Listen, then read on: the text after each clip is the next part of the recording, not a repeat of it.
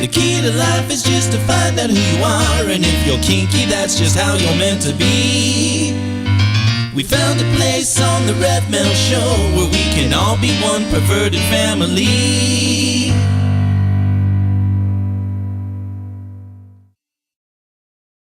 My name's Damien, by the way. They just call me D. Okay. Yeah, it's Damien. Not to be confused with the Vampire Hunter D thing, because some guy hurled an insult at me once saying, "Oh, you're just called D because of the Vampire Hunter D." So no, actually my name is Damien, and it was something that they started naming me when I was bouncing, and when I was doing that, it was a lot easier to say, "Help, D." Makes sense. Well, when you're talking about all the different groups, I mean, on Meetup, which is really, and this is only the Meetup.com. Meetup.com is becoming a very good medium for people to connect. It's amazing because I printed out some of this. We have the Atlanta vampires, and we have the Gathering Dust. We have the Los Angeles vampires. We have the Maryland vampires. We have the New Valley vampires. We have the New York vampires. We have the Stanford vampires. We have the Southern vampires of New Orleans. We have the Austin Goth and Punk Meetup vampire group. We have Chicago vampire, Detroit area. I should move back to Detroit. Detroit area vampires. Houston, Phoenix, Portland, the Sanctuary, Spokane, and Twilight. And there's a few more here, but I'm not going to read them all off. But it's amazing on how many different groups there are. Well, the thing with Twilight is a like a gathering. Twilight, It's just from what I understand, they've had 3 of them so far. The next one's going to be in New York. Twilight it's an event, correct? Basically, yes. It's not. They what they appear to do is they go into an area, and they create it as a meetup, and then get all the people that were interested in the meetup to either sign up or join. Some of them stay joined to it, some of them don't. And then they come there for like 3 days, do some kind of energy workshops and whatever else, because it would appear they're primarily psychic-driven vampires. So it was... Versus like sanguinarian, which is blood, of course. Were those groups organized after the movie Twilight? I don't know. I didn't hear about that book. I haven't been paying attention to... any really much of the nonfiction vampire books. So I missed the beginning of the Twilight thing. Before now, it's actually like a big craze right now, which is just going to up the popularity and in general of vampires in general, which is what these movies do in the first place. We only have a few bad movies come out, but almost every single year there's 2 vampire movies that are big blockbuster ones. Yeah. I mean, let's look at the Blade concept. Blade went from being where they were, vampires are all bad and Blade's just going to kill them. And now we have like neutral and good vampires. Well, look at the TV show, the new one. What is the name of that new TV show? Anybody? True Blood? Yeah, True Blood. I mean, it's amazing to watch it. I mean, the vampires are like okay people. They're like your next door neighbors. Well, some of them are in that thing. Some of them are just really the way they portray it are kind of off the wall. Wow. Silventar, I want to ask you a question. You think with all of this extra publicity and all these extra things like Twilight the movie and the TV show, do you think it's going to cause a lot more problems in the vampire communities, or is it going to enlighten it or help it? It's a double-edged sword. It's a tool, and it depends on how it's used. I mean, think of what publicity did for the BDSM scene. Yeah. Some say it was horrible, and some say it was the best thing that ever happened. Yeah. Some say it was the only thing that made it survive. Yeah. So I think it really depends on how it's used, and how the communities. But I'm not in the vampire community, so I don't know. My outside guess would be it depends on how they use the influx. Yeah, I just wonder if it's going to cause any problems or not. You're playing with your papers, and you've got some charts. Well, I told you I was going to bring some of these charts from Murticus's thing, since he went through the trouble to set up a research study. Granted, though, it's vampirism and energy work research study, and they did about 900 people or something answered the questions, is what it said, which is a little bit better than that one lady's study that she did. That she deduced that a lot of people didn't really believe in vampires by simply doing, I think it was like 200 people. Well, let's talk about the belief of vampires, okay? Because you're involved in the communities. Let's really talk about what is your belief as a vampire. I mean, how do you feel that you are a vampire? What makes you a vampire? Well, that's kind of a loaded weapon with a lot of things. A lot of people have their own views. I kind of keep some of my views to myself to remain open-minded as much as possible and not to put any of the others. Can we generalize? Just generalize, and you don't have to. This is not written in stone. This is just general, because a lot of the people that are in the audience, they really don't know a lot about vampires. They're only what we read in books and what we see on TV and in movies. So let's enlighten them a little bit. Well, in generalization, a lot of people, there's a group of people. My views are actually more on the unpopular side. The popular view, which I'll go and address that one because that's what everybody's going to want to know with what's going on anyways, is a lot of people feel they're reincarnated, that they were vampires in a past life, and that they continue to be reincarnated because they're vampires. I don't really believe in reincarnation because I think the math is bad, at least if that's to quote the what do you call it? So they think that the reason why they keep coming back, and experiencing more lifetimes is because they are vampires, and their soul never dies.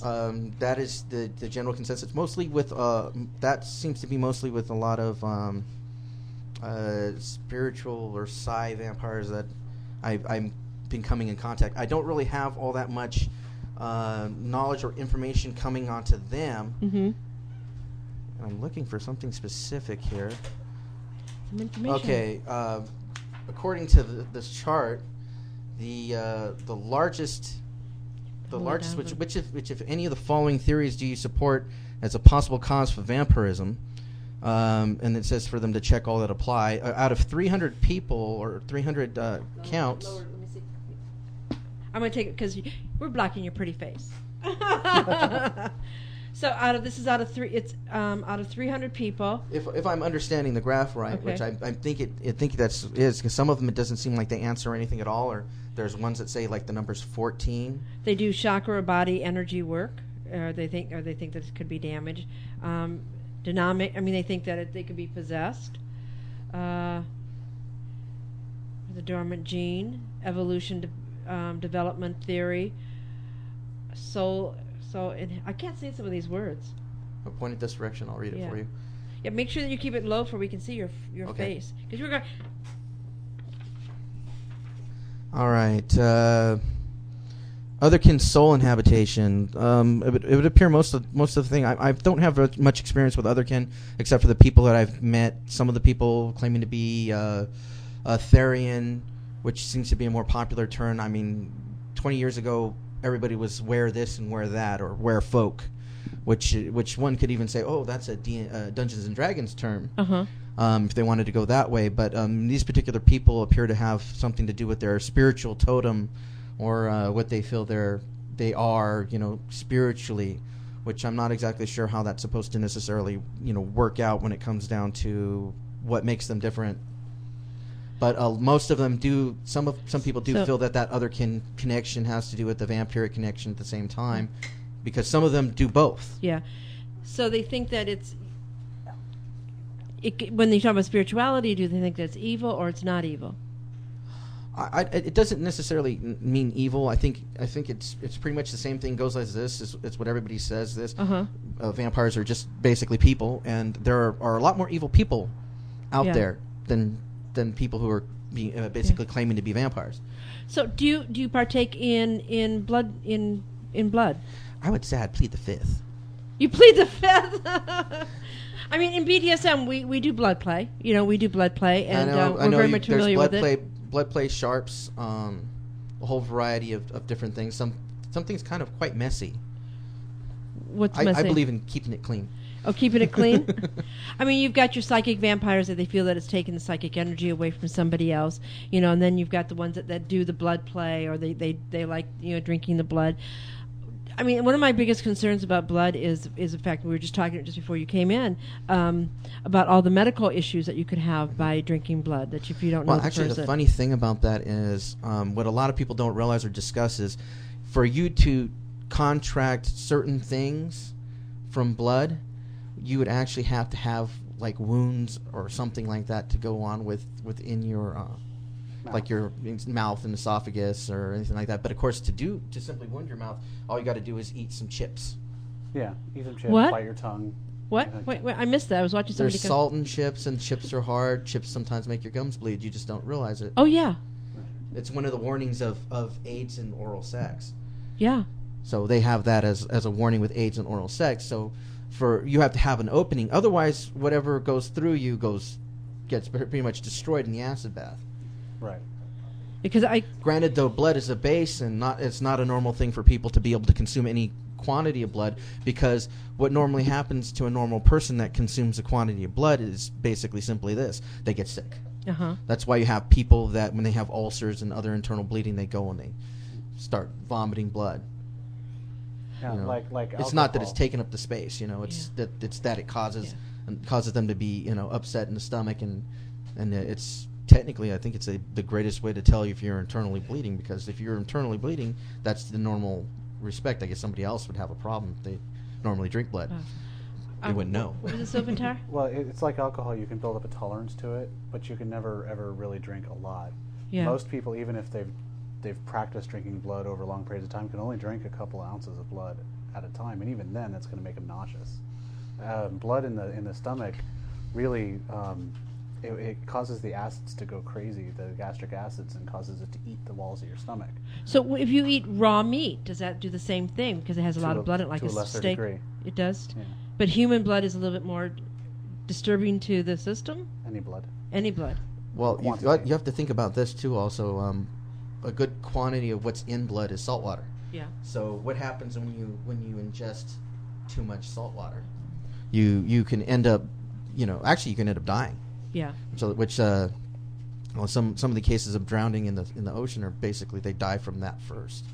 So it's the salt intake. It's what else is in it, because the same 87 trace elements that are found in blood and semen are also found in the ocean. See, that's why we shouldn't be drinking sperm. Because it's like blood. It's got too much salt in it. What the fuck? The only difference there is it has proteins in it. Well, now I know why I don't suck that shit down. Salt. Well, that's what all the cases with the big case of saying with what they have the mean girls suck or nice people swallow. Mean girls suck, nice people swallow. Vamp girls swallow. Do vamp girls swallow? I would say a large quantity of them that I know. So is there a lot of sex in vampires? Well, there was that sexual vampirism concept that you just mentioned. Yeah.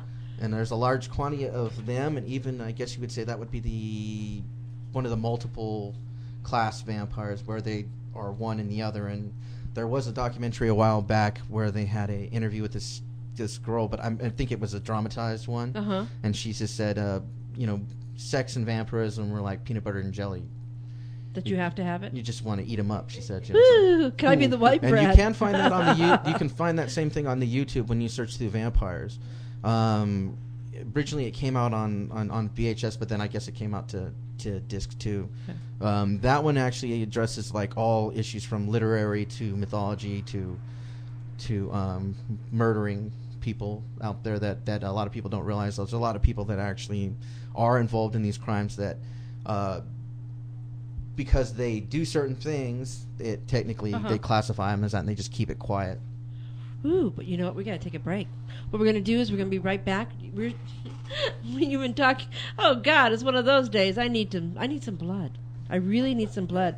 I'm probably anemic by this time because I haven't eaten in 4 weeks, so I'm probably anemic. So I need some stuff, Getting the jive in there. So you've been watching the Rev Mel Show on TalkingSexRadio.com, where real people talk about real sex with real kinky people. And we've been talking about vampires and having kind of a good old time. So we'll be right back. So enjoy the commercials.